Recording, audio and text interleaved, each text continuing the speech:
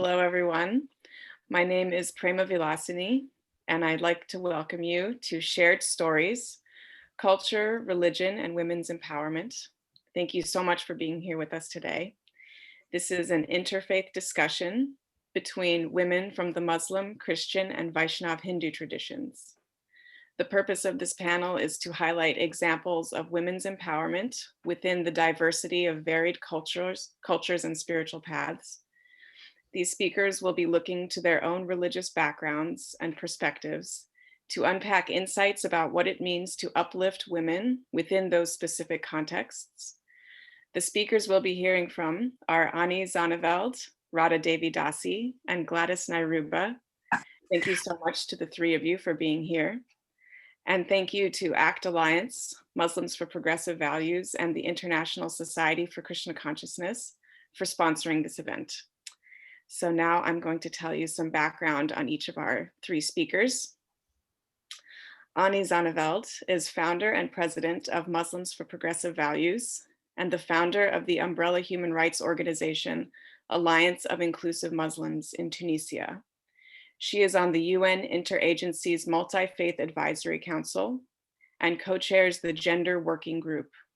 Ani was commissioned by the UN Office on Genocide Prevention and the Responsibility to Protect to create an anti-hate speech workshop for Muslim societies.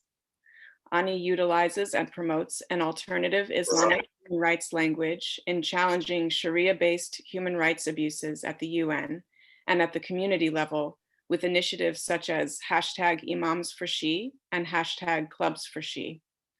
Ani's TEDx talk is titled Islam as American as Apple Pie. It's the subject of an award-winning documentary titled Al Imam, which was screened at the Cannes Film Festival in 2019. As a Grammy-certified songwriter, Ani utilizes the power of music and the arts in countering radicalism and in creating an American Muslim culture rooted in human rights. Gladys Nairuba is the program officer for Fight Extreme Inequality at Dan Church Aid. She's the co-chair for the ACT Alliance Gender Justice Community of Practice in Africa and Co-Side by Side, a faith movement for gender justice. Gladys also sits on the board for Action for Development, a women's rights organization in Uganda. Gladys has extensive experience working with faith-inspired methodologies to promote the important role of faith leaders in changing narratives and increasing women's participation in decision-making spaces. Radha Devi Dasi is ISKCON's women's minister, leading an international team in programs aimed at protecting women to help them flourish in the practice of bhakti yoga. She is a graduate of Harvard Law School and has represented survivors of domestic abuse for over 20 years.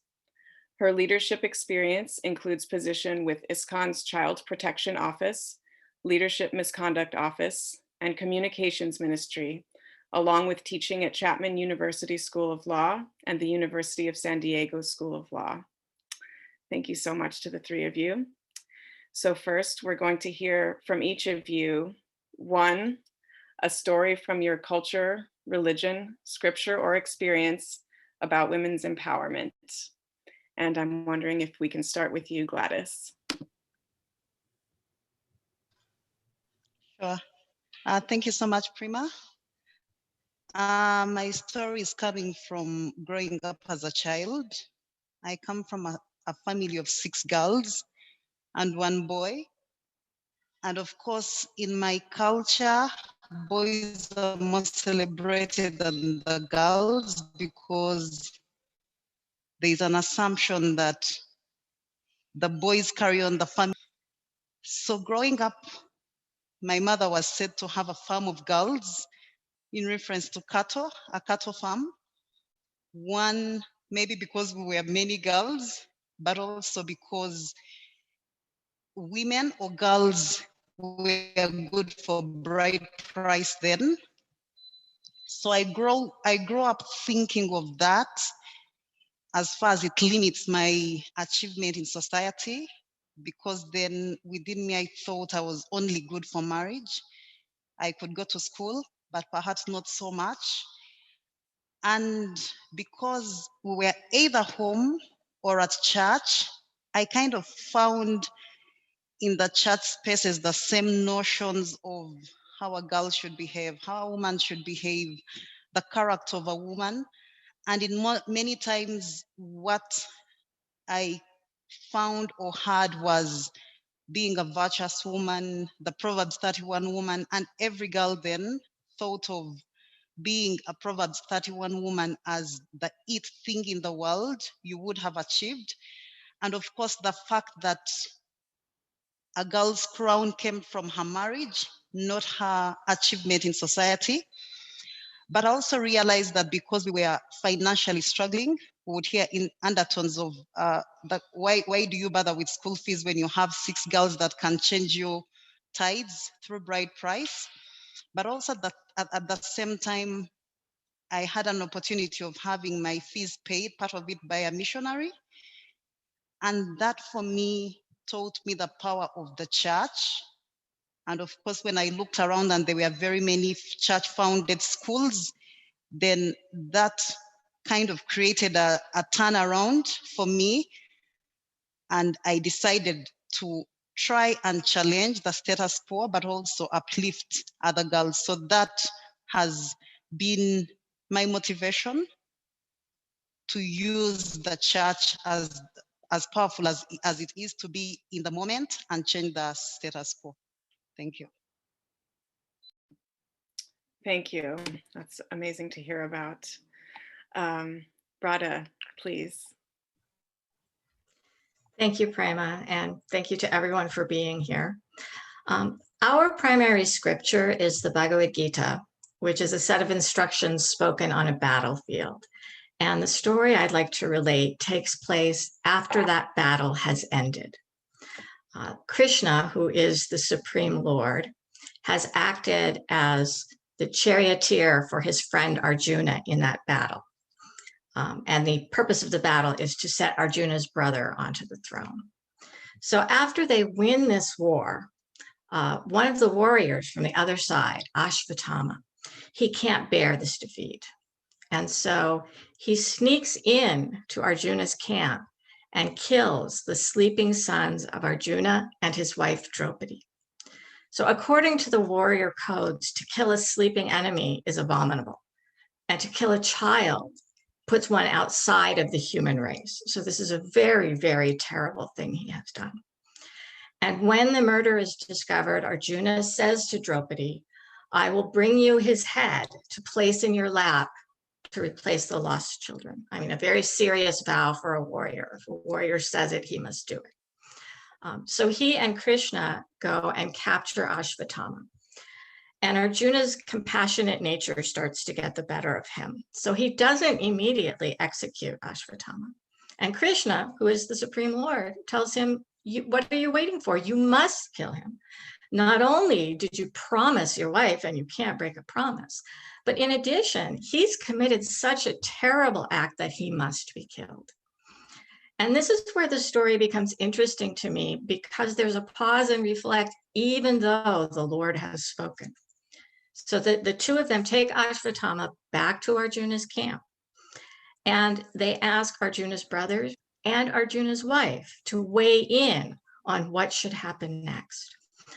Again, this very interesting within the context of a very hierarchical society, we have a consensus model of decision making. But Draupadi, the woman's voice, is extremely important here. She brings up considerations that no one else has thought of. The first is about community. We're warriors. Ashvatthama is a priest. If we kill him, it will disrupt the social order. She brings up gratitude. Ashvatthama's father was your military instructor. He taught you everything you know. He's dead, but when a man is dead, he lives on through his son. So if you kill Ashvatthama, it's like killing your guru all over again. You know, we can't be so ungrateful. And finally, she speaks of compassion. She says, I know what it's like. The pain of losing a child is greater than any other pain. And I don't want Ashvatthama's mother to experience this pain. And we see here kind of a dialogue between the masculine and feminine voices, because the men arguing for execution are very focused on the law. He has broken the law and he needs to suffer. But Draupadi is talking about relationships, what happens to the community, what happens to other people. And what really resonates for me is that Krishna hears all of this and he tells Arjuna, both sides are right. You have to find a solution that pleases everyone. So in the end, Arjuna cuts off half of the hair on Ashwatthama's head, which in the context of the times was such a great humiliation for a warrior that he would be shunned, he would be excluded from society, and there would be no way for him to rehabilitate himself. So he's killed, but he's not killed. And I try to help the women I work with see themselves in Draupadi, because our voice is important and deserves to be heard. Thank you so much for that, Radha. And now, Ani, will you please share? We can't hear you. You have to unmute. Hello, everyone. I hope everyone has had a good day or is starting on a good day. So I'm going to share a little bit about my upbringing. And first, I have to explain myself, probably because my last name is Zaneveld and people get very confused. How is this last name Zaneveld a Muslim? And so I am born, raised a Muslim, originally from Malaysia. Zaneveld is my married name, which is Dutch. And it is not Jewish, because that's also another confusion there. As a Malaysian, my upbringing is very different from the narrative that you hear and that we hear in the human rights fora, particularly in CSW. There's a lot of focus on FGM, forced child marriage, all this horrific stuff that's happening in Muslim societies and outside of the Muslim societies.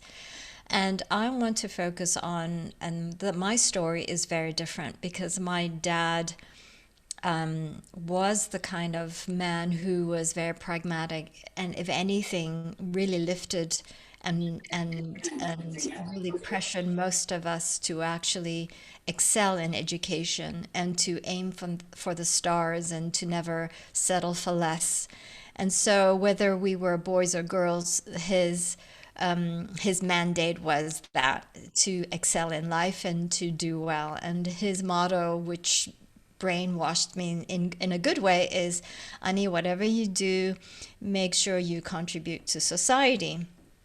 And so that has been sort of my life, the path of my life. And so that is the context from which I am, and that is also the context of the way I look at the world in an inclusive worldview. So as far as, what is the role model in Islam and the reflective story, I think after 9/11, when I restudied Islam for myself, I was really stunned to find that the first female imam was appointed by Prophet Muhammad, Waraka, and she led men and women in prayer. And it is remarkable that through all these centuries, 1400 years, that story is a story that has been hidden from us. It has not been taught as the norm, as a mainstream narrative of what Islam stands for, in the egalitarian values that a woman can and is equal to men, even in leading prayer. And that it is not gender specific to man. So that was a huge awakening, that even given in the context that I was raised in the equality within our family, that was a next level for me. So, and as far as the example of a woman in our sacred texts or in our Islamic narrative, Khadijah was Prophet Muhammad's wife, and for me, she was iconic. She was the first convert to Islam, but she was this older woman, 22 years older than Prophet Muhammad, and she was a businesswoman. And just picture yourself 1400 years ago in a very intensively tribal society in Saudi Arabia, what is now Saudi Arabia.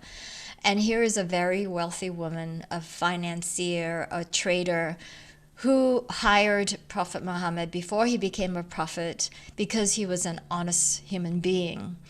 And at the end of the day, she proposed to him, and this older woman proposing to a younger man who happened then at 40 years old to become the prophet. And so she converted to Islam. Now, because she was a trader, there was the society, the tribal society, had the more powerful one that were paganistic in their practices. Basically, had a fatwa or a executive order in an American term kind of way to say that you cannot trade with these Muslims. And so for some time, they were quite starved because they couldn't trade, they couldn't have an income stream. So she, as the financier, she financed the survival of the first converts to Islam, the whole first generation of Islam, of Muslims who converted to Islam. And so for me, I look at her and how her story has been also not promoted within the Islamic context in our teachings, and it's always the men that get the spotlight, and there really should be more spotlight on the women, because the first converts to Islam were women and the oppressed. It wasn't the rich tribal men, of course, because it didn't benefit them. And so this is the sort of the narrative that I like to speak as a Muslim, and this is the narrative that I use in order to empower women and girls themselves, the Muslim women and girls themselves, who for the most part don't know the story, because that's not what the religious leaders want to teach you. And that is also the narrative that I work with male religious leaders in challenging their patriarchal mindset. So I leave it at that for now. Yes, thank you so much, Ani, highlighting these alternate narratives. And Gladys, could you speak on a woman in scripture or your faith or background, or your own context that inspires you? Sure. I think for me, it's not just one woman, it's a group of women from Uganda. In 1985, when UN was marking the UN Decade for Women, there was a meeting in Nairobi. And of course, particular women in Uganda wanted to be part of it. A particular woman who then was a lecturer at Makerere wanted to be part of it because while she was pursuing her PhD in the US, she followed the deliberations. And as soon as she came, she offered herself to be part of the country delegation to Nairobi. Unfortunately, she did not meet the criteria, especially the criteria of loyalty to the ruling government then, and she wasn't part of the list. And she was very frustrated because she knew the plight of women in Uganda. On the other hand, there was also another woman who was at the university who was able to be on the delegation going to Nairobi. Her frustration while in Nairobi is that, first of all, the other women that were on the delegation were spouses to government officials. And as soon as they went to Nairobi, as opposed to having a joint voice, they were under mango trees or under trees selling mats and baskets.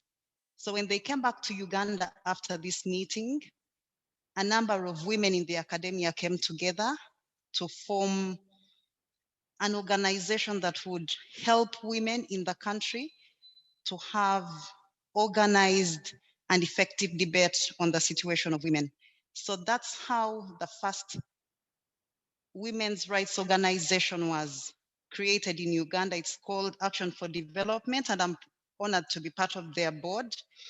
But I think for me, what's remarkable, one of the women called Dr. Maxine Ankra was, while they were forming this organization, said the women are tired of only being Mothers Union, daughters of the Catholic Church, or daughters of Islam. They wanted more. And fast forward, we have seen this particular organization churn out a number of eminent women who have gone to parliament, and an eminent one is now leading UNAIDS as the executive director, Dr. Winnie Byanyima. So I think for me, their resolve to challenge the situation enabled us to have the space that we have as women in this country. Thank you. Thank you. And Radha. I'm just so inspired by what Gladys shared. We really see the power of women working together. That's really nice. The woman that comes to mind for me is Janova Takarani, who was the third leader of our Gaudiya Vaishnava branch of Hinduism. Our faith tradition springs from a very hierarchical culture that has been around for thousands of years. We have this idea of the priestly class, the warrior class, the merchant or farmer class, and the laborer in descending order. And historically, only the top two classes, and in fact, only the men in the top two classes, had direct access to the divine. Everyone else had to hope to take birth again in one of those classes in order to connect, at least within our particular understanding.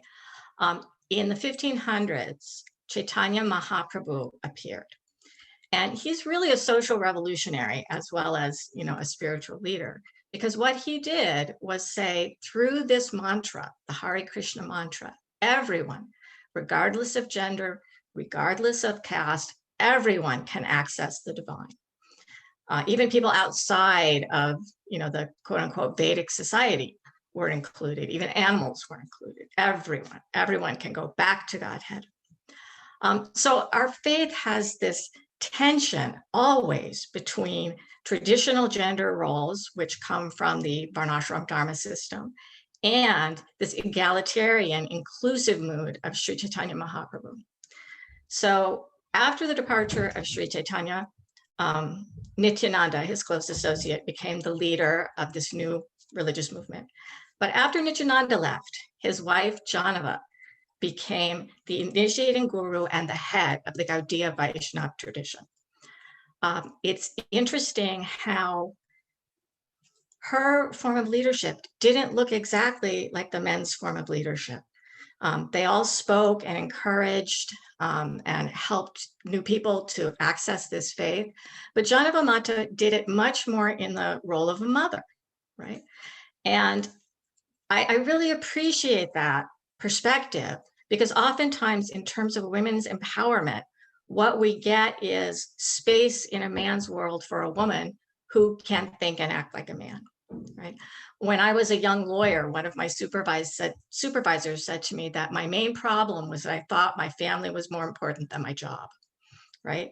And I was waiting for him to get to the problem, like, yes, of course, my family is more important than my job to me, and I think everyone, men and women, please, your family is more important than your job. But it pointed out to me that my worldview, my perspective didn't fit into that environment. So even though the door was open to me to be there, I was never going to flourish there. And I see that a lot in terms of women's empowerment within our own ISKCON institution, that doors are open. But, a mother with young children isn't necessarily going to be able to walk through them. And I would like to see more examples of how women can be leaders, can be strong, can shape the future within the context of what are our daily lives really like. Thank you.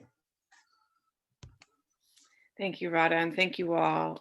It's always so moving to hear about the women who came long before us and whose work we are still benefiting from, whose work we are still,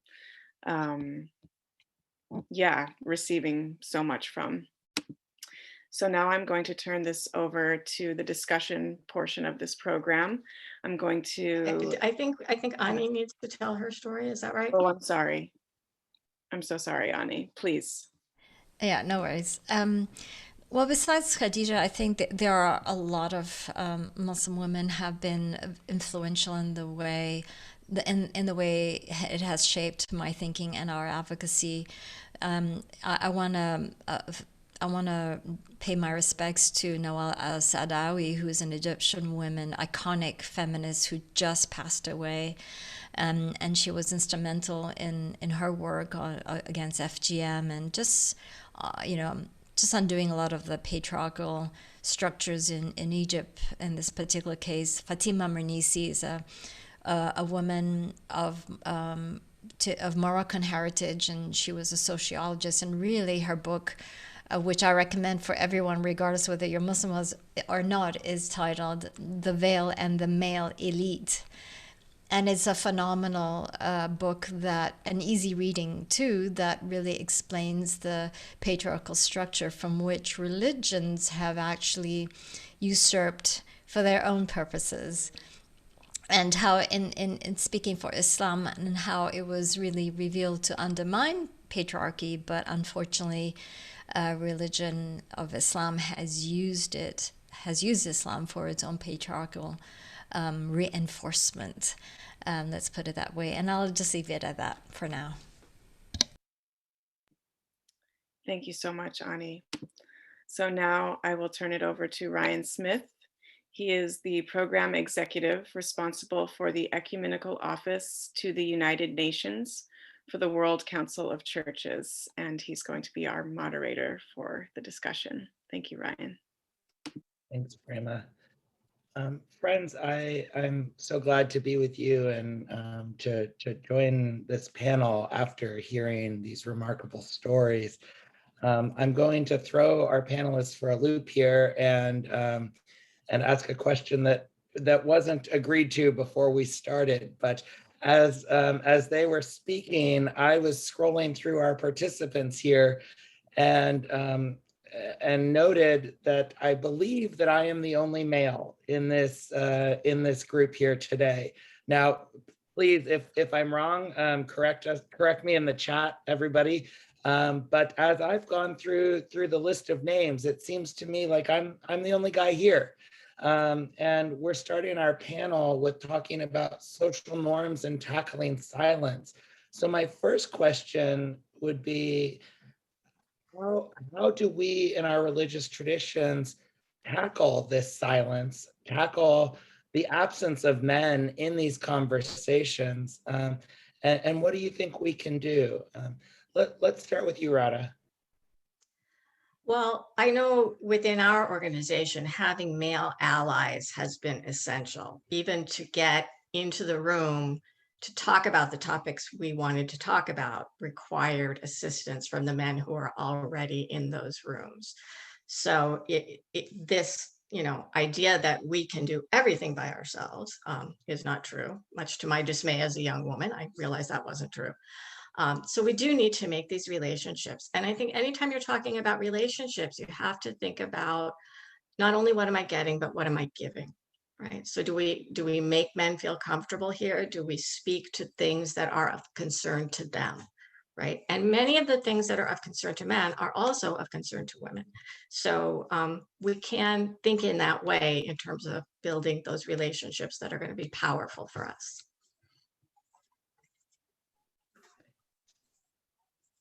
Gladys or Ani, do you have an opinion on that question?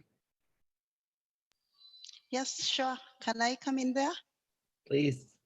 I think just like Radha has said, bringing the men on board requires the right language. In the initial stages when we are working around gender-based violence and gender justice, we usually portray the men as the perpetrators or the aggressors.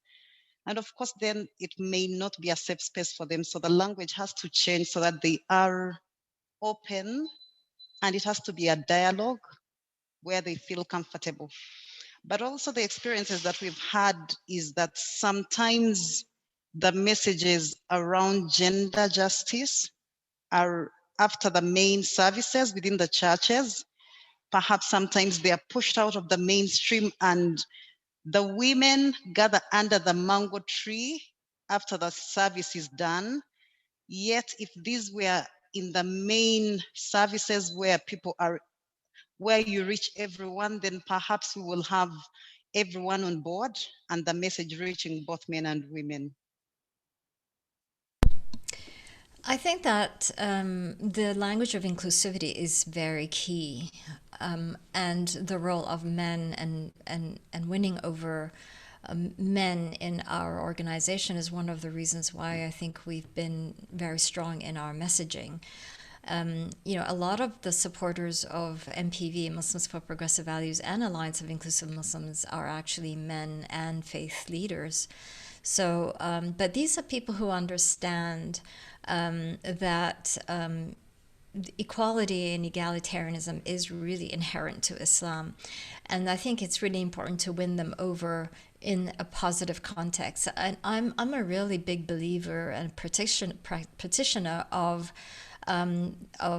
positive framing. Demonizing people doesn't really get you anywhere. And so I think the best way is to win people over. And the role of men is actually very, very important. And in a way, it's not just to pat them on the back and not to say that, oh, you're so marvelous, but it is actually just to look at them as equals and to respect them also as equal, and to also lean in as a woman as an equal. And I think this is just as important, because women tend to also put men up on a pedestal. It's like, oh, thank you for being on our side, etc., etc. But the relationship has to be reconfigured in such a way that, yes, thank you for being an ally and for being a women's rights advocate, but also realize this is also for your own benefit.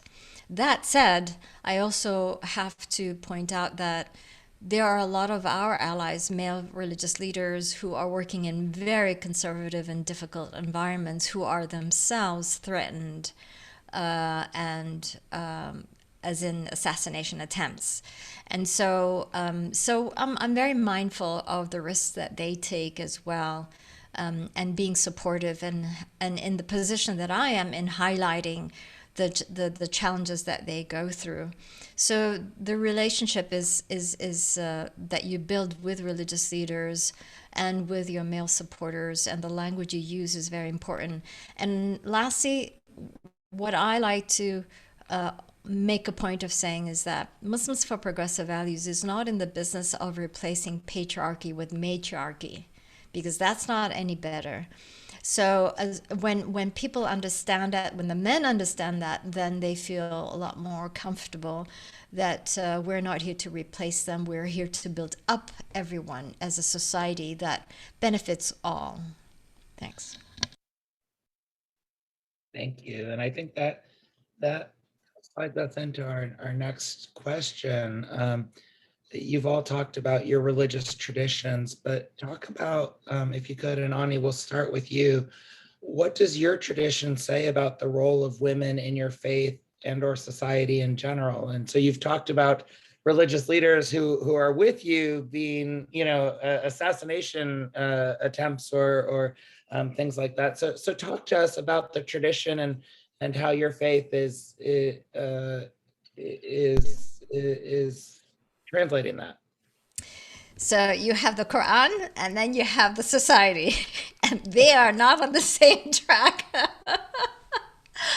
The Quran is very clear. There are verses that basically describe in every aspect that men and women are equal.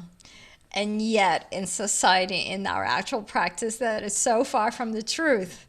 And so it's a very short answer. Actually, that is the problem. And actually, for us as Muslims, as a Muslim woman who works in the context of faith, highlighting and basically keep repeating, well, the Quran says this and the Quran says that, the woman's right to work outside the home, the woman's right to get an education, the woman's right to earn a living and to keep that earnings for herself. When in society, if a woman works outside the home, she gives that money to the husband, and she has no economic independence. And this is the problem. It's in the Quran, it's structured in such a way that the woman is an independent entity, not a property of men. But in many Muslim societies, when women marry, they become the property of the husband, from the father to the husband. I can go on, even in the West. And sadly, in marriage, the woman is the one that decides who she marries. And yet in Muslim societies, even in the West, that is not happening. I had two cases in the last few weeks. One is a young woman in her last year of medical school in New York of Pakistani heritage, where she was in an arranged marriage, that her parents had made, but now it's become a forced marriage. And that's not Islamic. You can have an arranged marriage where you agree to marry someone, but a forced marriage, that's a different thing.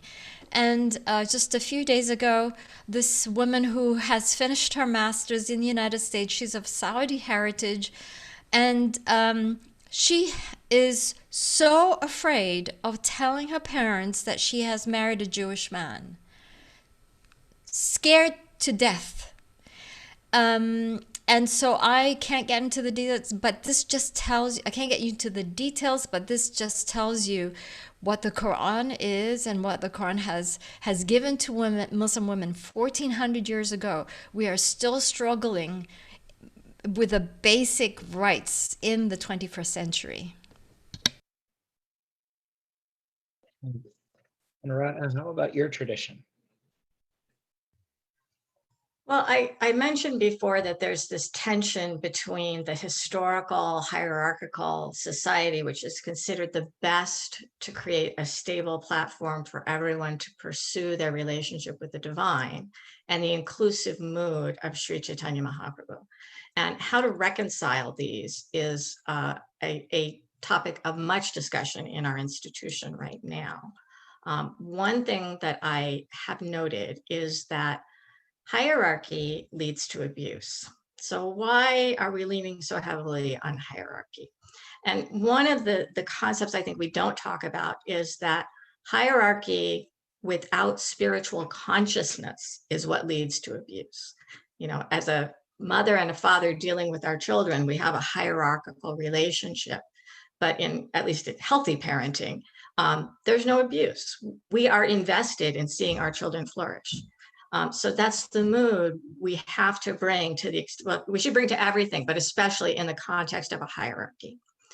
At the same time, our movement, as I said, was started by a social revolutionary, and he adjusted the way women operated within the sacred space. His followers adjusted things even more, and the Swami who brought this message to the West and started the International Society for Krishna Consciousness, Bhaktivedanta Swami, he changed it even more in the sense that he initiated women who were not married, not just women and their husbands. He gave a particular mantra to women, which had historically been given only to men. And that not only, gave them spiritual access, but it also made them eligible to perform ritual worship in public in the temples. So this is a shift, this is a shift. And his philosophy was time, place, and circumstance. In other words, identify the spiritual principles, stick to those and do not deviate. But the social practices may be adjusted based on time, place, and circumstance.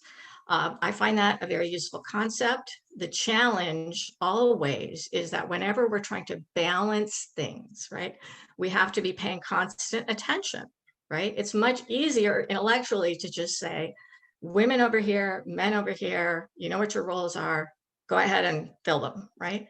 If we're talking about balancing things according to time, place, and circumstance, then there's going to be chronic adjustment. One of the concepts that springs from this discussion is the extent to which we value the individual, right? Because when we lean into gender roles, what we're saying is everybody should be like this or like that, right? We don't take into account the individual's particular inclinations and talents. But if we're talking about having a relationship with the Supreme, that's an individual thing. That's, one heart to one heart. Spiritual consciousness is spread one heart to one heart. So we have to take into account the fact that people are different. And just because somebody was born as a woman in this lifetime, could be different in the next lifetime, but just because they're born as a woman in this lifetime doesn't mean they're going to be good at cooking, You know, my children used to lament if they came to the table and were told mom cooked dinner tonight. You know, when my husband cooked, they cheered, right? You know, he's still a man, I'm still a woman. Anyway, thank you. Thanks. And Gladys, you talked a bit about tradition with the women under the mango tree after the church service, but explore that for us a little bit more. I think in relation to that is, for me, I look at the attributes that we ascribe to men and women. For example, it's very easy for you to hear a woman is gentle, submissive, a humble caregiver, a homemaker, motherly. And then on the other side, you're going to hear a man controller, decision maker. And all these already tell us what is expected, what the role of this particular person is. And of course, culture and religion for me kind of are quite close, because the faith leaders that we look up to at the pulpit are creations of our culture. So the things that you hear in our cultural spaces, in the traditional spaces that we live in every other day, are the same things that we might end up hearing at the pulpit, where because we think a woman is a caregiver, submissive, patient, then we are going to selectively pick particular texts within the secret texts or the Bible or the Quran and say, women have to be submissive. And maybe sometimes we kind of pick texts without putting them in context, but also we know that when you want to look at justice, the Bible prescribes that very well. Jesus was with the women and he treated them well. And of course, the best example of relationship is Christ and the church. And some of those are not usually brought out. And we see this replicate even in the faith spaces where there is marital counseling, whether it's marriage groups or even the premarital counseling. There are particular things that constantly come out that prescribe what the woman's role is, and maybe less around what the man's role is. And of course, you asked about the mango tree. For those that are, for example, in Europe, you might not understand this, but usually what we have is that the less important meetings are pushed out of the mainstream church. For example, after church is done, they'll close the doors and they'll say the women's group is going to meet under the shade outside of the church. And every time you put things out of the church, outside of the doors, in the sheds, then that means it's not as important as it should be. And of course, we've had a learning from the HIV and AIDS campaign. Until this was put on the pulpit, that's when government and everyone, even the faith communities, started giving it the attention that it deserved, because it moved from the mango trees adjacent to the churches and came to the mainstream pulpit, and the faith leaders were speaking about it.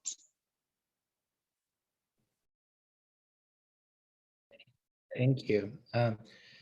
Just a reminder to everyone, we will have a time for questions and answers at the end, so please send those in as we're having this. We're calling this a panel and the first one a fireside chat. To me, this is all a chat. It's all a discussion, and I appreciate that so much. But please be sure to send your questions in, and we will get to those at the end. Gladys, I'm going to start with you now. Can you talk to us about, to what extent does your tradition accept that different cultures may have different practices within the broad scope of your tradition? I'm sorry I'm hanging on the mango tree. Perhaps I just really want mangoes today at lunchtime. But you talked about it might not work in Europe, but in North America where I'm from, we have coffee hour after church or something like that.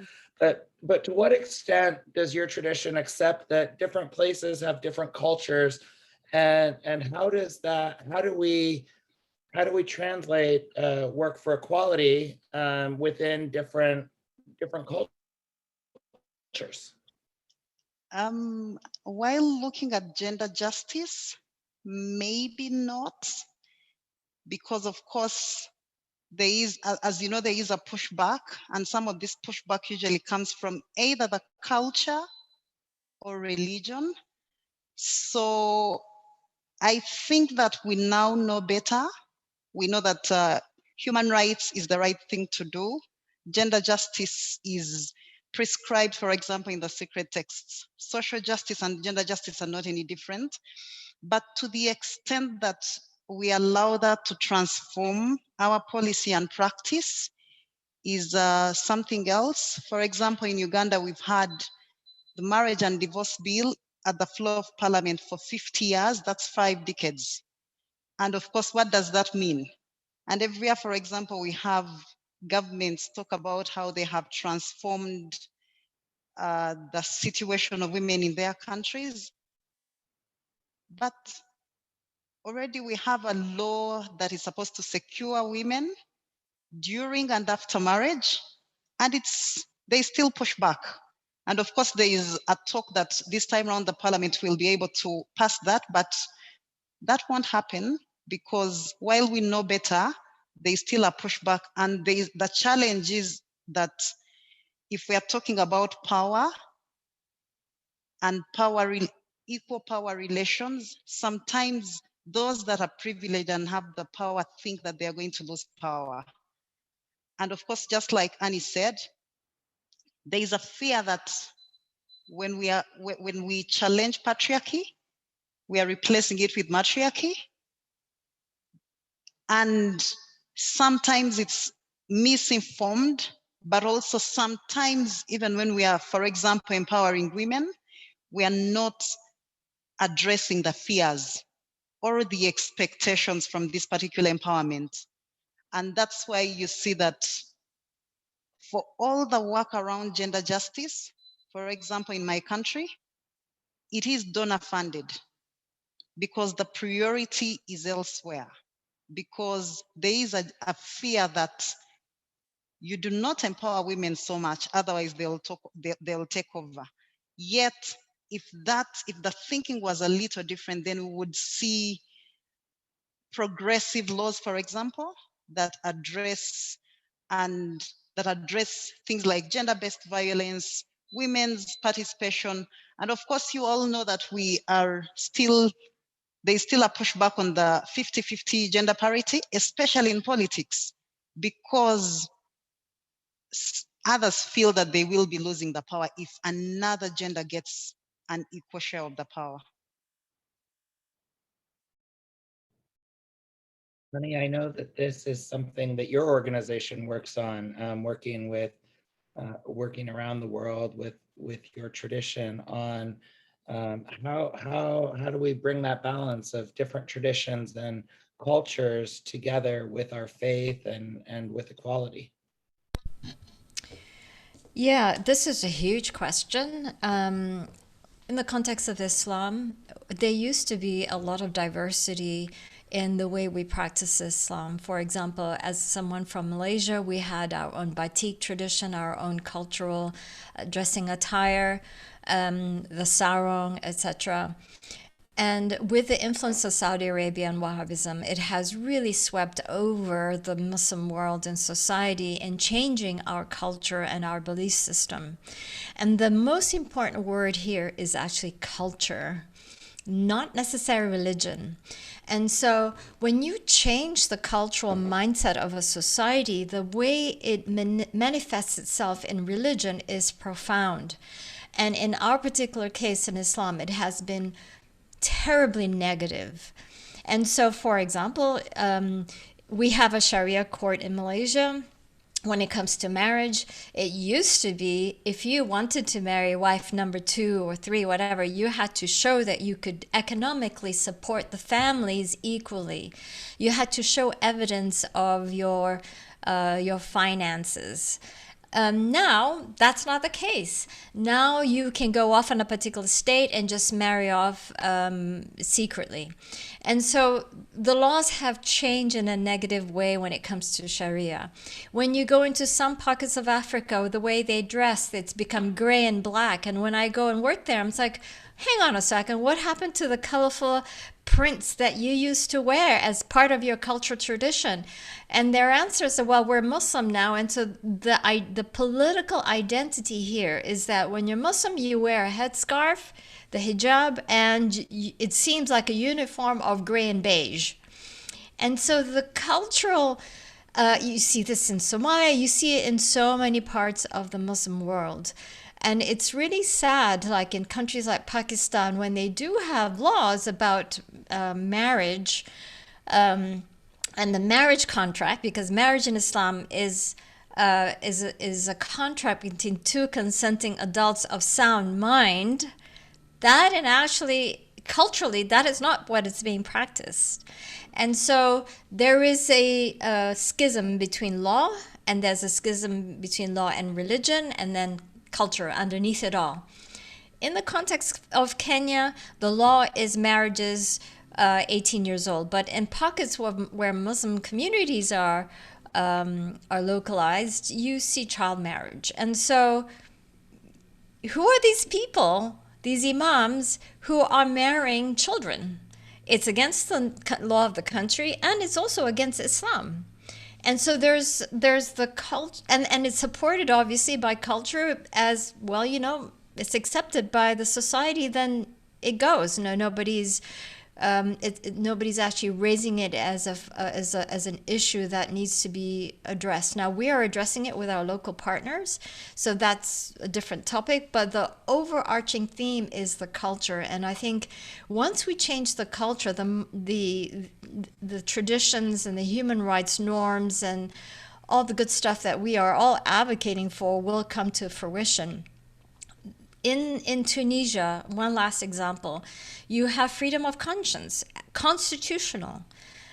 But if a Muslim converts out of Islam, he or she is not going to declare, I've converted to Baha'i, or I'm just an atheist. It is just not acceptable by society. And so this is the importance of promoting a culture of human rights. And towards that, I've co-authored an inclusive Islam curriculum rooted in human rights for children ages 4 to 7. And I think until we promote the values of human rights, in my case, in our Islamic context, we will not have the next generation of Muslims that really understands and inculcates those values. We will still have the same struggles. We will not meet the goals of the SDGs.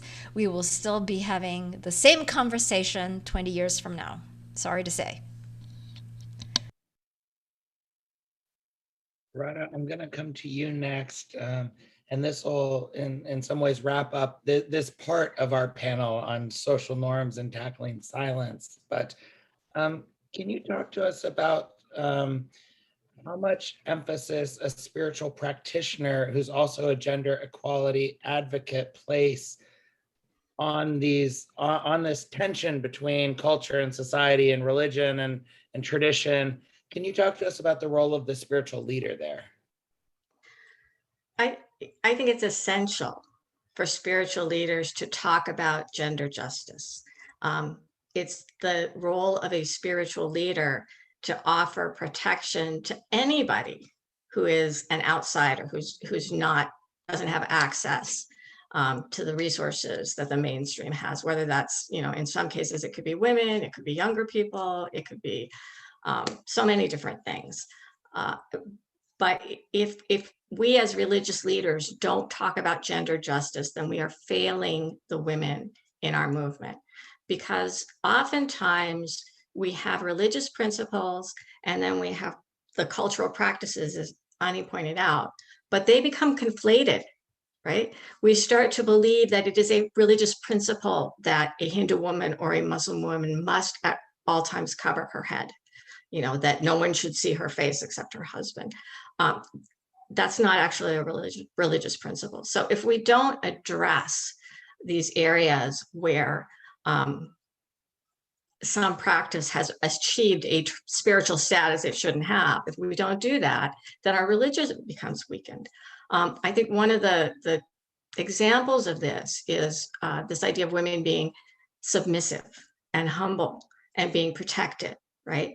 And to some people within our organization, that means women should have no role outside the home at all. Because if you do, you're not being protected and you're not being humble and you're not being submissive.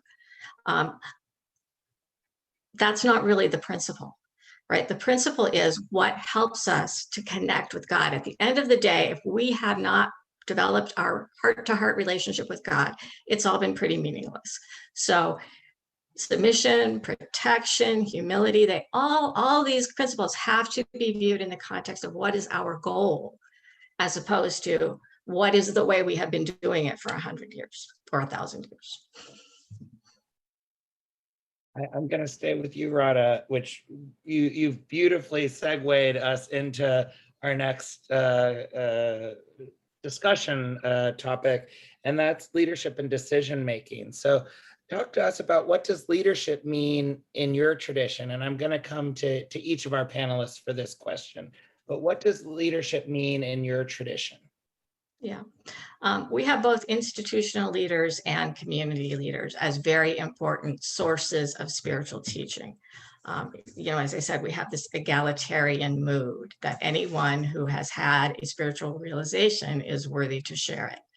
So while we do have, institutional leaders, people who have a title, an office, a specific role, a lot of our spiritual practice is rooted in hearing from what we call senior devotees, people who have some deep spiritual realization.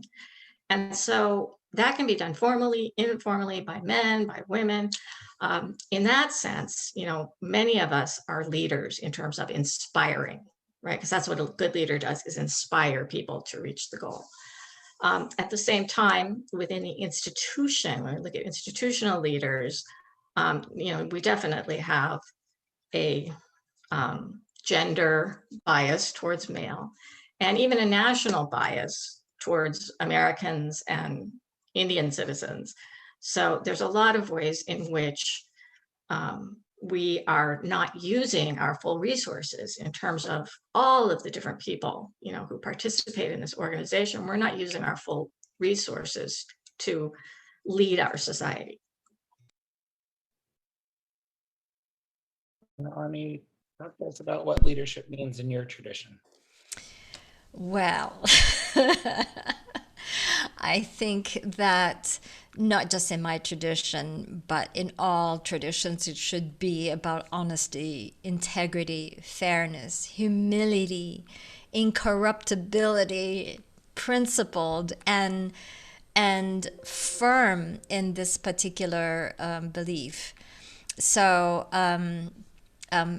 I feel that there is, I want to say heads up to the new president of Tanzania, who is a Muslim woman, and then I just feel that the tradition of women being oppressed and in stating that, well, it starts with, it just starts with the lack of education given towards Muslim women, the sort of controlling chokehold that we have around us, unfortunately, is what curtails many Muslim women becoming leaders.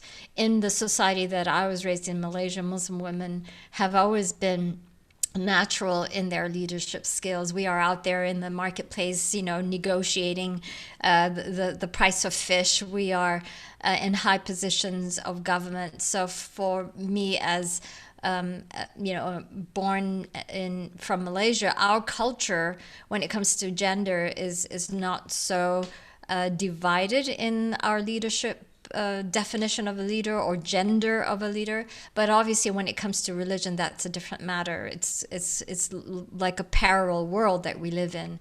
And even here in the United States, women who are leaders outside of the religious sphere, when they step into the mosque, they all of a sudden are this submissive and just second class citizen, basically. And so there is sort of the schism that needs to be reconciled, and where the religious aspect of it needs to be, the patriarchal definition of leadership needs to be undermined and redefined, to be not about titles but about your integrity. I like that. Not about titles, but about integrity. Gladys, talk to us about leadership in your tradition. Sure. And of course, I want to pick up from what Annie has said in reference to the new Tanzanian president. I think the Times ran a story that said the death of the autocrat has made a mother of four a president in Tanzania. And of course, for me, that already tells you what society says the most important place of a woman is, perhaps not in leadership, but around the home. Who are you married to? And of course, we've seen people asking, is he married? Is she married? Who is the husband? We are not seeing the husband. And of course, this translates to what people look for in leaders.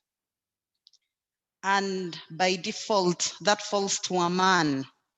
Men are said to be born leaders, and for women, more followers. And of course, we are seeing that tension where women are trying to go into the leadership spaces in the boardrooms, but there's still that tension. Yet it's also clear that where women are leaders, particular things change, because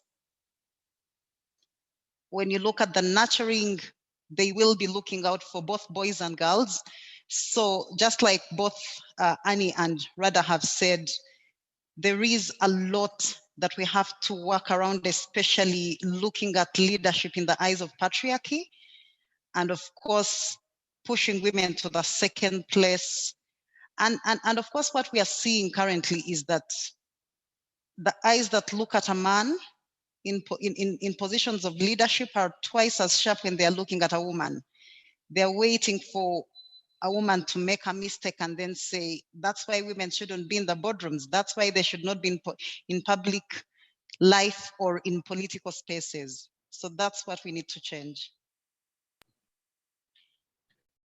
Thank you. And I think we've had a little bit of technical difficulties, and I'm not seeing Ani with us right now. So Radha and Gladys, I might bounce back and forth between the two of you for a little bit until we get Ani back, and then we'll hear her voice again. But forgive me, you might not have quite as much time in between questions that I ask you, but we'll continue on and hope that Ani's able to reconnect with us.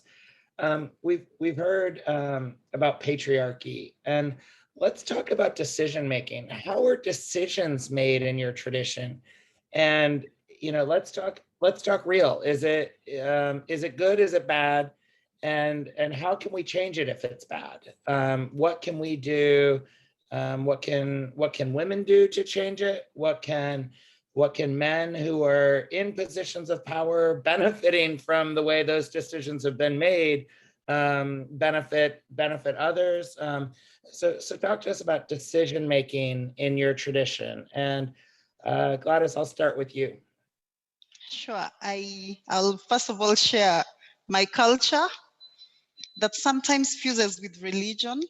In my tribe, people say that, especially a woman will say, whatever the man says is what I'm saying as well. So that already tells you that the woman has relegated their right to speak. As soon as the husband has spoken, then they don't have anything in addition to put forward. And of course, that's not how it should be, because if we are only looking at 50% or even less of the population to make decisions, then that means the other 50% is left behind. So that means that rather than us looking at who is silencing the other, is pushing forward the benefits of dialogue. And of course, also the Bible says that we are co-creators. That means that it's shared space, it's shared responsibility. So if we push these notions forward and show the benefit of bringing women on board, of course, using the role models, there is not a lot that is being said about the good women role models in the public life. Many times they are faceless. If we are talking about them, we are looking at what they are wearing, not their accolades, not how educated they are, not how much they have changed the world. So perhaps that's the starting point. But also the assumption is usually that we all know better. Yet, for example, in the case of Uganda, it's until just 20 years ago that the theology teachings have incorporated gender mainstreaming. And then we are expecting that, for example, 50-year-old faith leaders can ably talk about gender justice. So besides just talking about it and telling them what they need to do, it's being patient and walking that journey of changing the attitudes. Thank you. And I see we have Ani back, but I'm going to let her settle in again and go to Radha next for that question. And our movement, I think, is making strides at including women's voices. We are led by a governing board that consists of, I think, 35 to 40 people. Originally, it was all male. In around 2000, 2 women were added. And of course, for those 2 women to represent the voice of women, in a worldwide movement is kind of a big ask. But there is some resistance. I have to admit, there is some resistance to the idea of women in leadership within our movement. And it tends to come from particular geographical regions that have more traditional conservative cultures. So we've experimented with some things. We now have 2 bodies that review decisions before and after the governing board gets them. We have a body of deputies, which includes a number of women, that reviews proposals before they go to the governing board. And then we have an advisory council that reviews these things after they've gone to the board. The advisory council, I think, is really interesting because not only did we take the opportunity to add women's voices, but other disenfranchised groups, young people, people from underrepresented geographic areas, so that we would get a more holistic view of what could be unintended negative consequences or things that had not been considered. Right now, we do have regional variations in practices based on culture. I think that may always be the case for us. And in my work, representing women, I'm really trying to find out what the women in the region would like to see, to let them lead.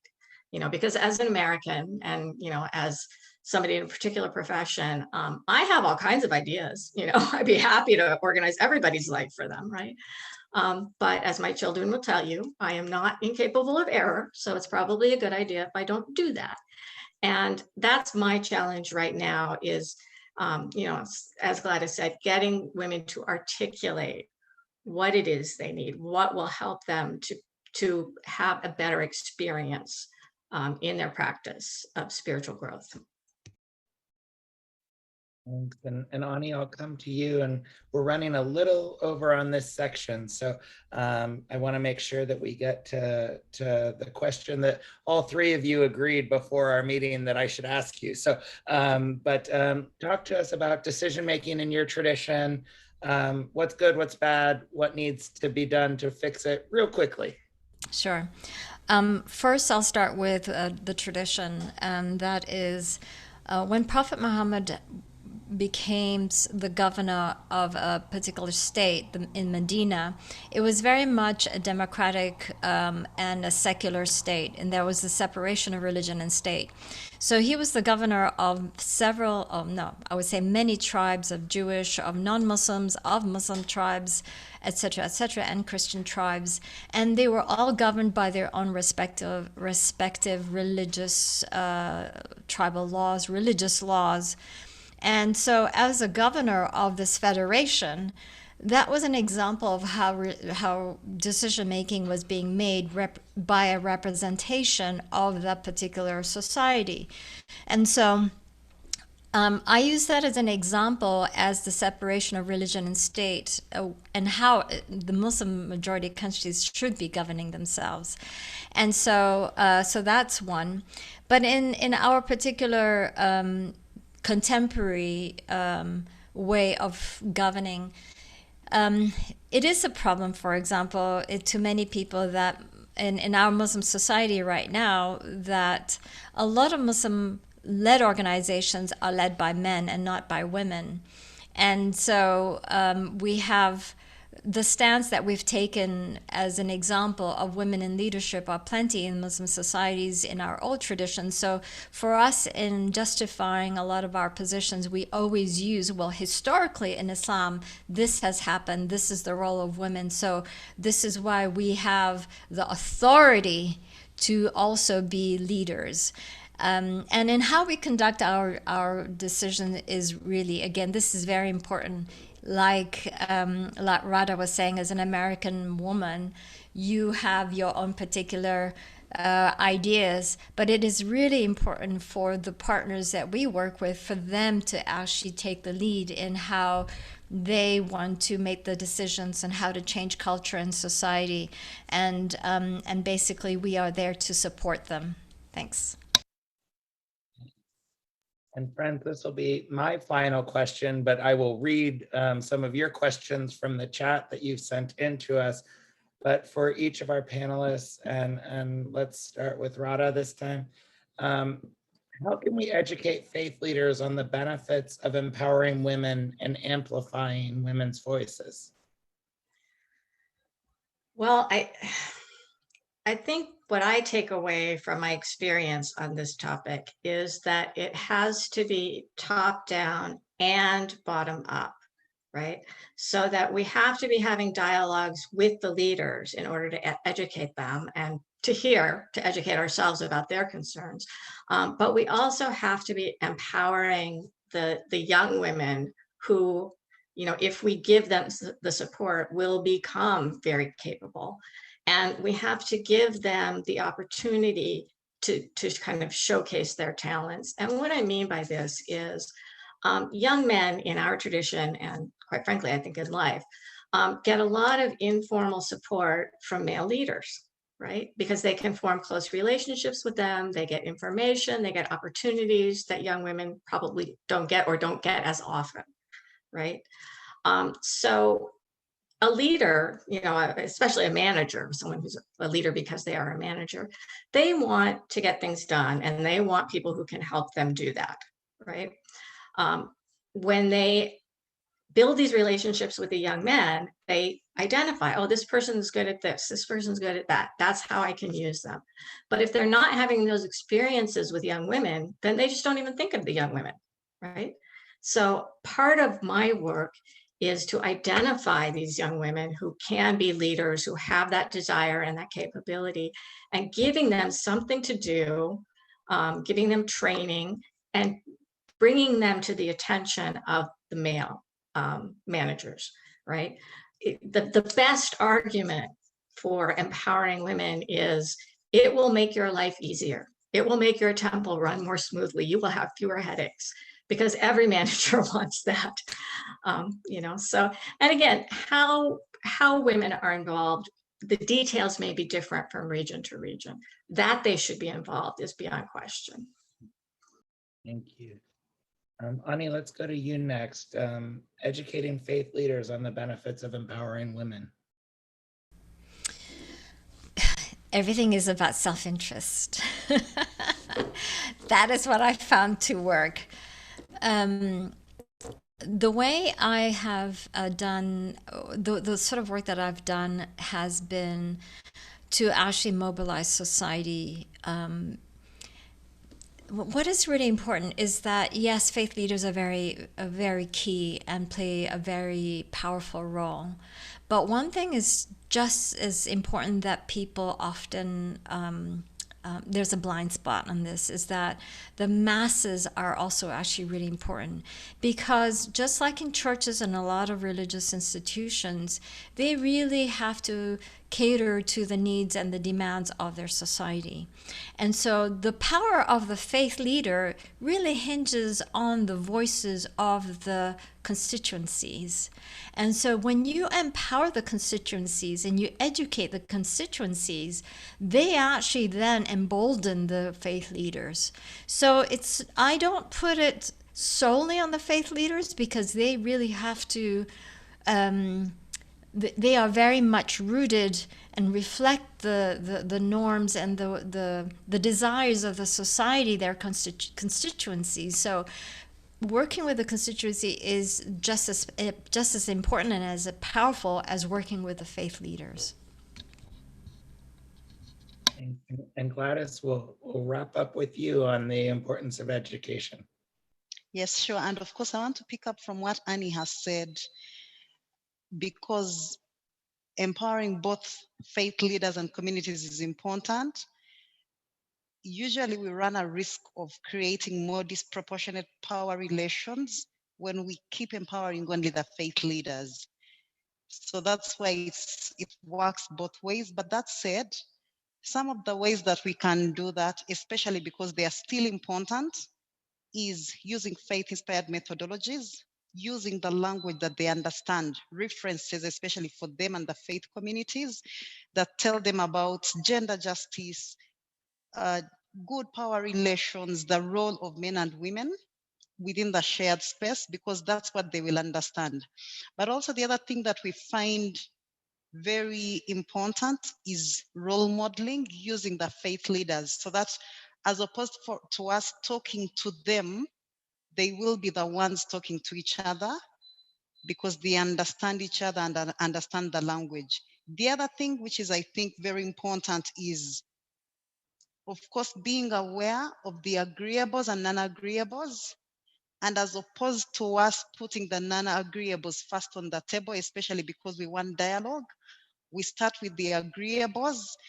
And as time goes on, as we build trust, then we will be able to kind of dismantle the non-agreeables.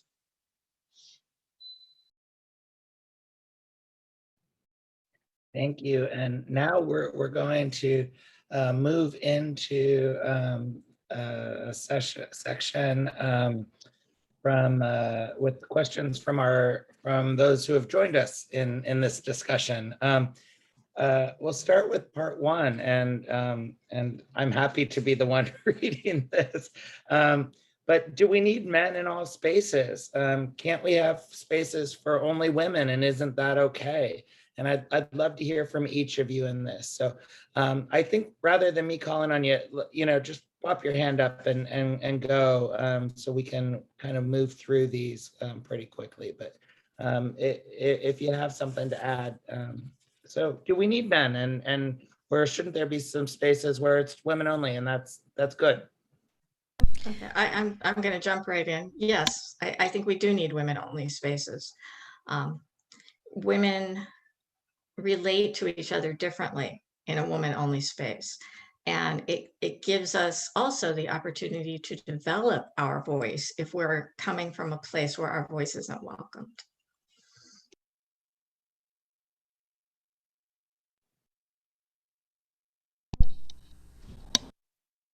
I don't need to answer. Okay, great. Let's move. I think we have two questions that I'm going to form into one. But it's talking about the idea of fundamentalism from different religions, and what influence are these having on women's empowerment, and when there is patriarchal views in how religion is expressed, and scripture and meaning has been misinterpreted. how do we push against that narrative? Honey, maybe I'll start with you on this one. Me? Okay. Yeah. All right. So fundamentalisms. I think again, the voices of the public and the voices of the educated influencers, the voices of women and girls, and also of men. I think these are the important way forward to changing the mindsets and the culture of the society, which thus therefore influences legislation. Look, and in democratic societies, we all vote for representatives that reflect our values. As you can see in the United States, we had a president that was awful, but that's because his set of values actually resonated with enough Americans that voted for him. And so we went through this 4 years of horrible leadership and legislations, as a matter of fact. So the power of the people cannot be underestimated. We need to work on that. And in regards to faith leaders, the problem that I have with a lot of times funders actually really put so much emphasis on working with faith leaders. And now there are some good faith leaders and there are some horrible faith leaders. And the problem is that people are not making the distinction of faith leaders. Just because they're sitting at the United Nations, they're assumed to be, gender affirming, etc., women's rights affirming, etc. When that is furthest from the truth, what we have seen as a Muslim human rights organizations is that some faith leaders are so sophisticated in how they frame their language, and they kind of camouflage their misogyny in the language of human rights. And you have member states, with a foreign policy of a feminist foreign policy that actually don't decipher the difference and actually fund these male-dominated institutions that are the problems that we are having. And so these are some of the sort of the nuances and the entities that we all have to deal with. And at the same time, that's on one side, we are supposed to have allies in the spaces, on human rights spaces. But when we talk about faith, as a feminist Muslim, we are being pushed back by secular feminists. Like, why even bring religion, right? So we have that issue. We have the issue of the funding of member states, that not all, obviously, and even foundations that just don't know what to do with a progressive Muslim organization that talks about the misogyny and homophobia within its religious context, because they're afraid they're going to be defined as Islamophobic, right? And then you have the misogyny of institutions like Saudi Arabia and Taliban and ISIS. And frankly, they are not much different than a lot of the policies of the Muslim countries. When we have charted human rights abuses, and we have charted one column, the human rights abuses of the Taliban and ISIS, and the next column is Muslim majority countries, all you have to do is cut and paste. The only difference between them is the level of punishment. In Saudi Arabia, if you leave Islam, in Iran and in Saudi Arabia, they hang you. And the Taliban as well. ISIS, they shoot you. And in Muslim majority countries, the punishment depends. In Malaysia, you are sent to prison based on you're sent to prison, or you're sent to rehab. And they brainwash you until you just you just buckle and say, okay, fine, I'm a Muslim, right? So there is no such thing as freedom of religion. And so whether the degree of punishment is the only difference between all these different entities. And people need to recognize at the end of the day, it's the individual right. And I want to circle back to what Radha said a long time ago, and that is the spirituality, the connection that we as individuals have with a God in us. And that is what's missing in religion. in all religions, in most religions, unfortunately. Sorry for taking so much time. Thanks. And Gladys, of course, I'm going to be hardest on you. We have about 1 or 2 minutes for you to answer a question that our entire hour and a half long discussion has been about. But how can we make gender justice a priority in our religions, culture, and institutions? In 1 or 2 minutes, just answer that simple question, please. I think very simply, it's for us to make sure that those that we are supporting to do better, know better, training both the religious leaders, because sometimes we are pushing them to speak about particular things, but they do not know. A year back, we were having a meeting on gender-based violence, and a faith leader, a reverend, said, every day I get people in my office that need counseling about gender-based violence, and I do not know what to tell them. So that's where we start from, but also tell the communities that they can actually be better, they can have better relationships, and then we'll be able to have gender justice in our countries or even in the community. Well, I want to thank our 3 panelists for, wow. Wow. I'm so glad that Prema is giving our closing remarks, because there is so much and I have so many notes that I don't know how. I've asked you all to speak to big questions in 1 or 2 minutes, but I don't think I could do it. So I'm glad to hand this back over to Prema, and thank you to our panelists for such an amazing discussion today. Thank you, Ryan. I'm going to keep it short and sweet because I think they've said it all. But first, a big thank you to you, Ryan, for moderating very, very excellently. And thank you so much, Ani, Radha, Gladys, for this illuminating discussion, for delving deeply into, as Ani called it, the 2 tracks, the essence of the scriptures and the spiritual belief, and the social structure and practice on the other side.